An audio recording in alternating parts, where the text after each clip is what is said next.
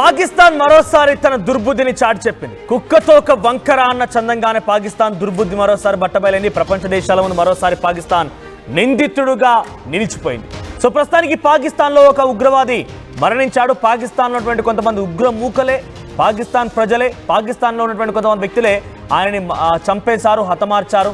అయితే ప్రస్తుతం ఆ ఉగ్రవాది యొక్క అంత్యక్రియల్లో పాకిస్తాన్ అధికారిక లాంఛనాలతో చేస్తోంది. అయితే ఇక్కడ పాకిస్తాన్ నుండి సైఫుల్లా ఖలీద్, వీడు లష్కర్ ఇ తోయిబాకు సంబంధించినటువంటి సంస్థకు సంబంధించిన ఒక చీఫ్గా తెలుస్తోంది. సో సైఫుల్లా ఖలీద్ అనేటువంటి ఈ దుర్మార్గుడిని అక్కడి ప్రజలే కొట్టి చంపేశారు. అయితే సైఫుల్లా మృతదేహం పైన పాకిస్తాన్ జాతీయ జెండాను కప్పి అంత్యక్రియలు చేస్తోంది పాకిస్తాన్ ప్రభుత్వం. అంత్యక్రియలకి అక్కడి పాక్ ఆర్మీ అధికారులు, రాజకీయ నేతలు హాజరయ్యారు.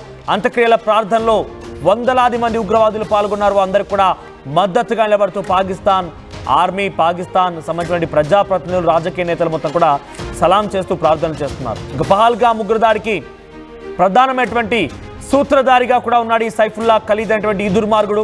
అయితే ఈ నీచ్ కమిన్ కుత్తేగాడు చనిపోతే వీళ్ళంతా వచ్చి మరిన్ని కొన్ని అక్కడికి పిచ్చి కుక్కలు కూడా వచ్చి ప్రార్థనలు చేస్తున్నాయి. వీడెవడో కాదు, పహల్గామ్ ఉగ్రదాడి ఘటనలో కూడా వీడు సూత్రధారిగా ఉన్నట్టు తెలుస్తోంది. సైఫుల్లా ఖలీద్ అనే వ్యక్తి ఆదివారం రోజున గుర్తు తెలియని వ్యక్తులు ఈ దుర్మార్గుడిని, ఈ పిచ్చి కుక్కని హతమార్చాయి.